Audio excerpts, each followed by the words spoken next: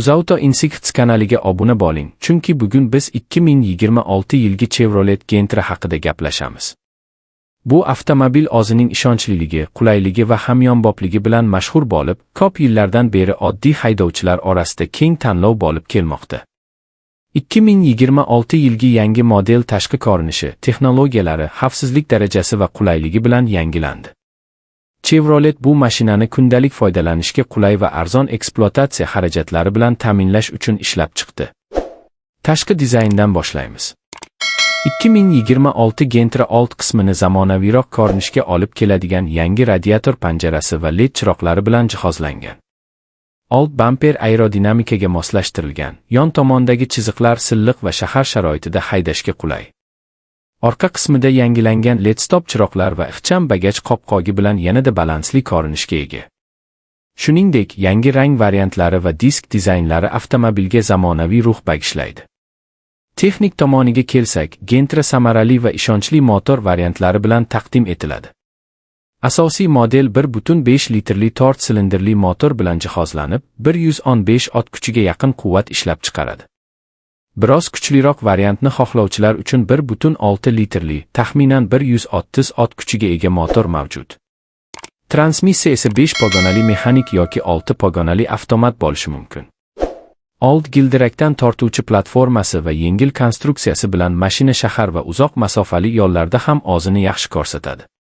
Yonilg'i tejamkorligi Gentraning eng katta ustunliklaridan biri bo'lib qolmoqda. Haydash sifati haqida aytadigan bo'lsak, 2026 Gentra silliq va qulay boshqaruvni taqdim etadi.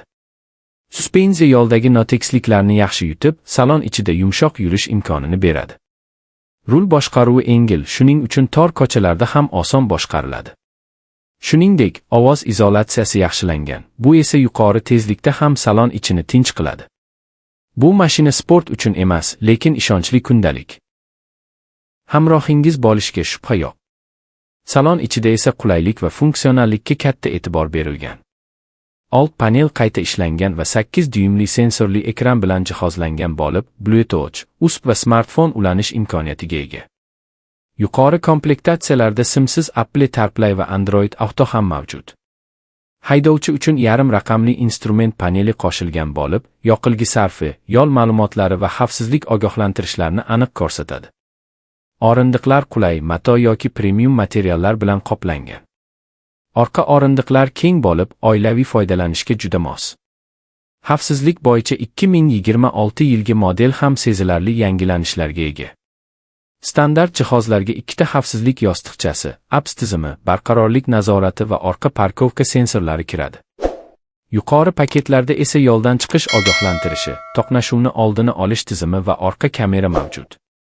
Bu avtomobil nafaqat hamyonbop, balki xavfsiz sayohatni ham ta'minlaydi. Amaliylik ham Gentra uchun doimo ustuvor bo'lib kelgan. Bagaj hajmi oz sinfi uchun katta va kundalik foydalanishga yetarli. Orqa o'rindiqlar bukiladigan qilib ishlangan, shuning uchun yuk tashish imkoniyati kengayadi. Yonilg'i tejamkorligi va arzon texnik xizmat ko'rsatish xarajatlari Gentrani bozorda eng maqbul variantlardan biriga aylantiradi. Xulosa qilib aytganda, 2026 Chevrolet Gentra oddiy, ishonchli va iqtisodiy sedan sifatida o'z o'rnini saqlab qolmoqda. U nafaqat zamonaviy dizayn va texnologiyalar bilan yangilandi, balki o'zining asosiy afzalliklari, arzonligi, qulayligi va tejamkorligini ham davom ettirmoqda. Kundalik haydovchilar va oilalar uchun ideal tanlov bo'lishda davom etadi. UzAuto Insights kanaliga obuna bo'ling va avtomobil yangiliklaridan xabardor bo'lib boring.